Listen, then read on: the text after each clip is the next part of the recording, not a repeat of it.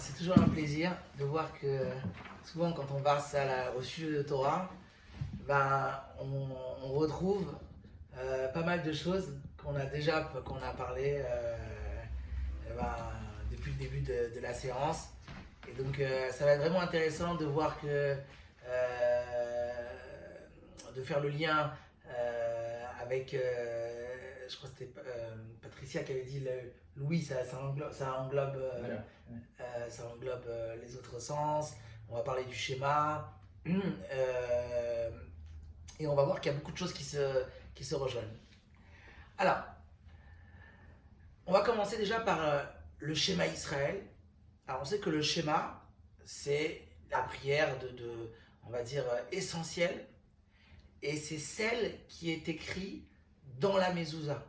Alors pourquoi on va essayer de relier un petit peu l'idée de écoute, puisqu'il y a écoute Israël, et finalement cette idée de écouter, c'est pas simplement une idée volatile, mais c'est une idée qui est fixée à l'intérieur de notre vie, puisque la mezouza, on la fixe. Ça veut dire que cette idée-là, ça doit être une idée qui est ancrée chez nous, et donc c'est-à-dire que ça cache quelque chose d'important, et donc on va essayer de mettre en valeur cette chose-là, et bien comprendre pourquoi d'ailleurs c'est l'idée d'écoute qui est à la porte de nos maisons. Ça, c'est un premier point. Un deuxième point qu'on va aussi développer, il y a une histoire que la Torah raconte, qui est liée aussi à l'écoute. C'est que lorsque, à l'époque, quelqu'un avait un serviteur chez lui, il devait travailler un certain nombre d'années parce que soit il devait rembourser un vol, ou soit c'était un serviteur qui aurait pu être vendu par le tribunal pour rembourser un vol qu'il ne pouvait pas lui-même rembourser, ou alors quelqu'un qui s'appauvrit, qui n'a pas de quoi se nourrir, eh bien on le mettait dans une maison et il devait servir la famille et pendant un certain nombre d'années. Et au bout de 7 ans, il devait être libre. Mais si cette personne-là exprimait l'envie de vouloir rester encore chez le maître, eh bien on lui poinçonnait l'oreille. Donc c'est là où on va voir l'idée d'écoute. On lui poinçonne l'oreille parce qu'on lui dit voilà, tu avais un commandement qui était le premier des 10 commandements. Je suis Hachem ton Dieu qui t'ai fait sortir d'Égypte. Donc tu dois avoir une relation, un lien avec Dieu. C'est Hachem ton maître. Et toi, tu décides d'avoir, entre guillemets, comme un autre maître, et tu veux toi-même poursuivre avec ce maître par ta propre volonté. Alors à ce moment-là, l'oreille qui a écouté sur le mont Sinaï, eh bien, que ça doit être Dieu ton Dieu, je suis Hachem ton Dieu, c'est cette oreille-là qu'on poinçonne, et justement au niveau de la porte. Ça veut dire à côté de la mezouza. Donc il va falloir aussi comprendre aussi cette histoire-là, l'idée, quel est le lien qu'il y a entre l'idée de on poinçonnerait spécialement l'oreille. On voit pas ça dans les autres fautes, que si quelqu'un fait une erreur avec un membre, qu'on va lui attaquer son membre en particulier. Et pourtant ici, l'oreille qui a écouté sur le mont Sinaï et qui est quelque part n'a pas tiré le son qu'on doit avoir que notre maître c'est Dieu, et bien là on lui poinçonne l'oreille. Donc ça aussi on va développer ça. Et pour commencer à expliquer ces sujets-là, on va d'abord voir que dans la Torah, l'idée d'écoute, elle a plusieurs sens. Elle a 4 grands sens. Et en fait, je ne vais rien vous apprendre parce que déjà on en a développé au moins 2 déjà avant moi.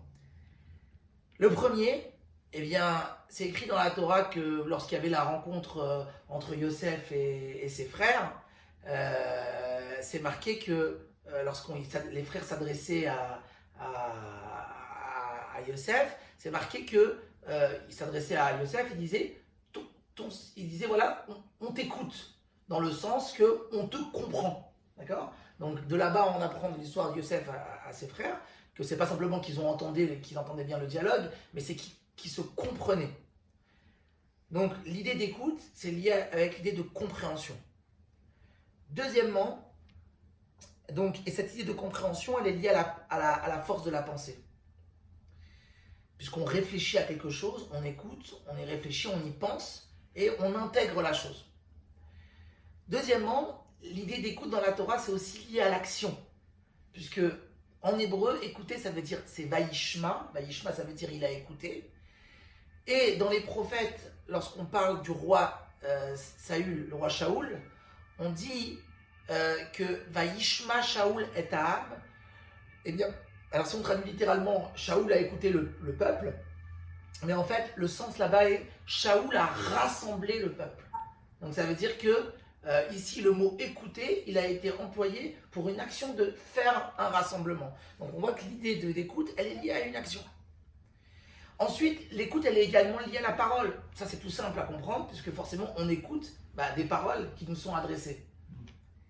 Et enfin, on va revenir encore sur le roi Shaoul. L'écoute, elle est liée également à la soumission, puisque lorsque Shaoul avait désobéi au prophète Shmuel, et il avait décidé, Shaoul, il avait désobéi, il avait décidé d'offrir certains animaux qui étaient des animaux qui appartenaient au peuple d'Amalek, il avait décidé de les offrir en sacrifice. Et c'était pas ça qu'il fallait faire. Le prophète Shmuel avait dit qu'il fallait également tuer le bétail d'Amalek. Et d'ailleurs, ça lui a valu que son fils ne sera pas ce sera pas son fils qui va le succéder, mais ça sera le roi David qui le succédera.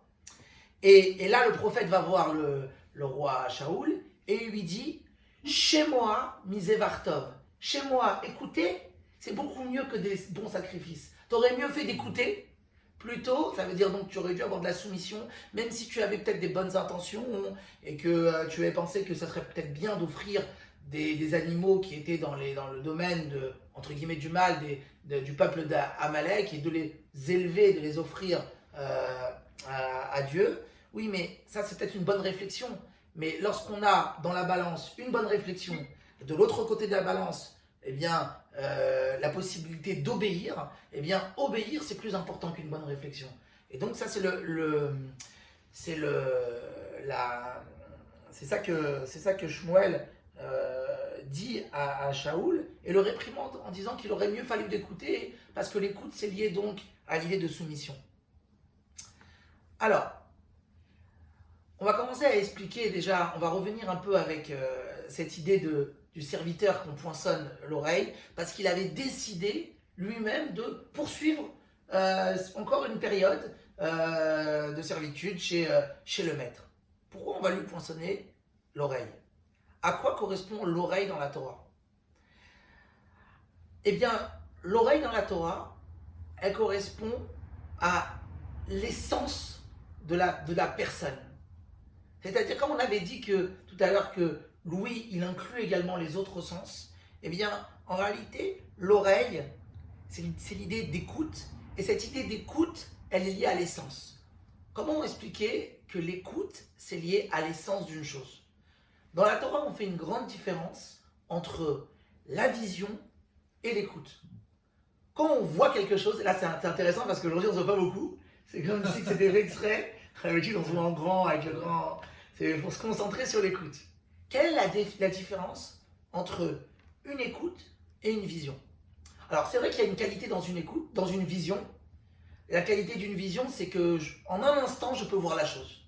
Je regarde la bouteille, je l'ai vue 2-3 secondes, en 2 secondes, je peux plus ou moins te décrire comment elle est. Mais ça reste malgré tout superficiel. Lorsque quelqu'un va venir et décrire quelque chose en long, en large, en travers, je vais pouvoir comprendre vraiment profondément la chose. Je ne vais pas avoir une vue juste générale, extérieure comme une vision, mais je vais pouvoir saisir un sujet de façon profonde. Et ça, c'est l'idée de l'essence d'une chose. Lorsque il a été question du premier commandement, je suis Hachem ton Dieu. Je suis Hachem ton Dieu, c'est le commandement général qui englobe tout. Ça veut dire, ça correspond à l'essence de la Torah. Ça veut dire simplement que quand tu fais une action, quand tu fais n'importe quelle bonne action, ça doit toujours être relié avec le premier commandement. Je suis Hachem ton Dieu. Tu ne dois pas faire cette action-là parce que toi-même tu as jugé que c'était quelque chose de bien ou c'est une bonne chose, ça va apporter du bien autour de toi. C'est pas ça qui doit motiver ta bonne action. Quand tu vas étudier la Torah, quand tu apprends quelque chose. La motivation, c'est pas je vais apprendre une nouvelle idée ou je vais devenir plus intelligent. C'est pas ça ta motivation. La motivation principale, ça doit être, eh bien, je m'attache à Dieu. Par cette étude, je m'attache à Dieu. Par cette bonne action, eh bien, je suis soumis à Dieu. Avec ça, on peut comprendre, eh bien, que lorsque, eh bien, on est en train d'écouter quelque chose, eh bien, on est attaché donc à l'essence de la chose. Et on fait une grande différence entre la génération de Moshe, qui s'appelle une génération de la vision, parce qu'eux, ils ont vu toutes les merveilles. Ils ont vu le don de la Torah, ils ont vu l'ouverture de la mer, ils ont vu des grands dévoilements de Dieu. Et la génération qui va rentrer en Israël, eux n'ont rien vu. On leur raconte. Puisque le 5e livre de la Torah, c'est un récit. On va tout répéter, mais eh bien, on va tout répéter, donc ils vont réécouter tout ce qui s'est passé avant.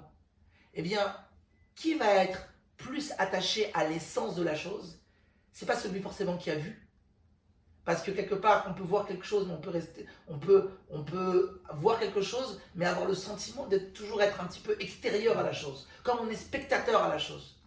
Par contre, celui qui entend, qui comprend, ça rentre à l'intérieur de lui, et là, ça peut former un avec lui-même, et à ce moment-là, ça devient une seule chose avec lui. Et donc, la génération de l'écoute, qui est la génération de la rentrée en Israël, eh bien, finalement, elle a une qualité par rapport à la génération de la vision. Et d'ailleurs, c'est ce que la Gemara, le Talmud de Sanhedrin dit. Il y a une phrase qui est dans des proverbes qu'on dit d'ailleurs tous les vendredis soirs, juste après Shalom Aleichem, qui est Sheker Achen ve'evel ayofi, Isha yirat Hashem ititalal. Sheker Achen, mensonge, le roi Shlomo dit, et la grâce, futilité et la beauté, mais c'est une femme qui craint Dieu, qui elle mérite des louanges. Et la Gemara là-bas dit, quand on parle de futilité et la beauté, mensonge et la grâce, on parle à la génération de Moshe. Elle est appelée futilité. Elle est appelée mensonge. Parce qu'en fait, c'est un folklore. On voit tout est un grand spectacle, une grande vision.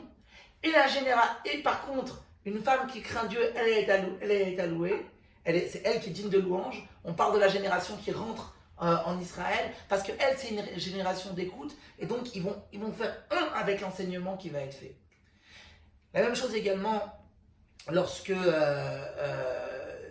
Moshe et Moïse a regardé, Dieu lui a montré toutes les générations. Il y a une génération où il a eu le sentiment d'être humble, et il s'est senti très humble par rapport à une génération, c'est laquelle? La nôtre, la génération qui précède la venue du Mashiach, du Messie. Pourquoi? Parce que nous, on est à la ressemblance de la génération qui rentre en Israël, pas une génération de vision. Il n'y a rien à voir. On ne voit pas, même quand Dieu veut s'exprimer, ça sera toujours en cachette. Les miracles seront cachés. Il n'y aura pas de dévoilement. L'idée d'exil, c'est l'idée d'être caché. Mais par contre, il y a beaucoup à écouter. Il y a beaucoup à apprendre. Et quand c'est que vraiment... D'ailleurs, on vit une période tout à fait particulière. C'est que on voit qu'on vit même après la période du départ du rabbi physiquement. Ça fait déjà maintenant plus de 20 ans. Donc il y a encore moins à voir. Mais il y a tout à écouter. Et quand on écoute quelque chose, eh bien on s'attache à l'essence même de la chose. Et c'est pour cela que dans la Torah, c'est marqué qui est le plus important. Est-ce que le plus important, c'est le sage, ou est-ce que le plus important, c'est le prophète? Eh bien la réponse, c'est que le plus important, le plus élevé, ce n'est pas le prophète.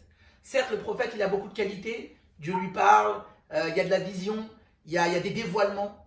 Mais justement, le fait qu'il y a des dévoilements, le fait qu'il y ait de la vision, ça limite la chose. Puisque qui dit vision, dit dévoilement, forcément c'est lié à des choses matérielles. On est limité à ce que notre œil peut voir, à ce qu'on peut percevoir. Et donc on reste dans un certain cadre, qui est un cadre limité. Alors que lorsqu'un sage, qui lui va comprendre des choses, qui va pouvoir expliquer des notions, eh bien ce sage-là, il dépasse le prophète, parce qu'on va pouvoir saisir des choses que qui dépasse même l'ordre du côté matériel, l'ordre de la vision, donc qui rentre dans un cadre complètement illimité, parce que, parce que lui, il est beaucoup plus spirituel eh bien, que la vision. Et avec ça, pour illustrer ça, je vais donner un petit exemple pour bien comprendre comme quoi vraiment lui, il est lié à l'essence de la personne. Et après on reviendra avec la mezouza et on conclura. Dans la Torah, quelqu'un qui, si un maître blesse son serviteur, bien sûr, il doit lui payer. Quelqu'un qui blesse son serviteur, donc il doit lui payer un dédommagement en fonction de la blessure qui a été donnée. Donc, s'il a blessé à l'œil, ben, on va évaluer voilà, le dommage qui a été causé et il payera donc la somme. Pareil, s'il a été blessé au pied, au bras, etc. On va évaluer maintenant l'handicap qui a été causé à ce serviteur et on devra débourser l'argent pour le dédommager. Si un maître a rendu sourd son serviteur, on n'évalue pas le dommage, il doit payer la somme totale d'un homme, entièrement, toute sa valeur entière. On ne va pas évaluer quelle est la différence entre une personne qui a la possibilité d'entendre et celui qui n'a pas la possibilité d'entendre. Non, on ne rentre pas dans ces considérations-là. Puisque l'oreille, elle est liée à l'essence de la personne. En réalité, Louis, l'écoute, c'est toute la personne. Quelqu'un qui a perdu l'écoute, eh bien, il faut lui payer entièrement, sa valeur entière. Et donc, ça illustre bien ce qu'on dit que vraiment l'écoute, eh bien, c'est lié à l'essence. Et bien, c'est ça qu'on nous demande. On nous demande de vivre, pas avec du folklore, pas avec de la vision, mais être un juif qui exprime toute dans sa vie, eh bien, son essence, l'essence de son âme. Ça veut dire quoi, exprimer l'essence de son âme? Ça veut dire que lorsqu'on apprend quelque chose, lorsqu'on fait une bonne action, on doit le faire pleinement avec tout son être. Pas comme quelqu'un qui voit quelque chose, quelqu'un qui est un peu extérieur, ou il va prendre une distance par rapport à la chose. Non, on est complètement unis avec ce qu'on fait. Et voilà, maintenant on comprend pourquoi, eh bien, spécialement, c'est le schéma qui a été choisi à mettre dans la mezouza et à nos portes. C'est quoi l'idée de mettre une mezouza dans sa maison? Mettre une mezouza à sa maison, ça veut dire que la maison, c'est la maison de Dieu ici. Ça veut dire que moi, je mets de côté mon existence et pour faire en sorte que cette maison-là, elle est apte à ce que Dieu puisse y habiter, à ce que Dieu puisse vivre. Et moi, mon existence, je la mets de côté. Et donc ça veut dire vraiment que il n'y a pas Dieu et moi, mais Dieu et moi, c'est complètement unis. Et donc cette idée-là, elle doit rester, c'est pas une idée juste superficielle en plus d'autres idées, c'est une idée qui doit être fixée à l'intérieur de nous, qui doit être unie à l'intérieur de nous. Et donc c'est pour ça que c'est cette idée-là, l'idée du schéma qui est placée à la mezouza, qui est fixée et qui a forcément une influence sur toute notre vie, sur toute notre vie, c'est-à-dire notre maison, notre vie personnelle. Et c'est avec cette idée-là de vivre avec l'essence, eh bien que en vivant de la sorte, en se comportant comme ça soi-même, eh bien ça va permettre le dévoilement de l'essence de Dieu. Et ça se passera avec la venue de Mashiach. Quand Mashiach viendra, eh bien à ce moment-là, on aura les deux qualités. Et la qualité de la vision et la qualité de l'écoute qui seront réunies ensemble. Ça sera un petit peu comme ça s'est passé au don de la Torah, où au don de la Torah, ils ont pu voir des choses qui étaient audibles et ils ont pu entendre des choses qui normalement ne peuvent que se voir. Ces deux qualités-là se rassembleront quand Mashiach viendra et on espère très bientôt. Merci. Merci. Avec plaisir. Magnifique. D'ailleurs, cette supplication-là, qui est le schéma Israël, l'écoute Israël, ce que tu dis pour rebondir, ce que j'avais effectivement imaginé, c'est la notion des cinq sens que l'on interpelle, que l'art repris après, et que tu exprimes dans le schéma Israël. Il y a quelque chose d'assez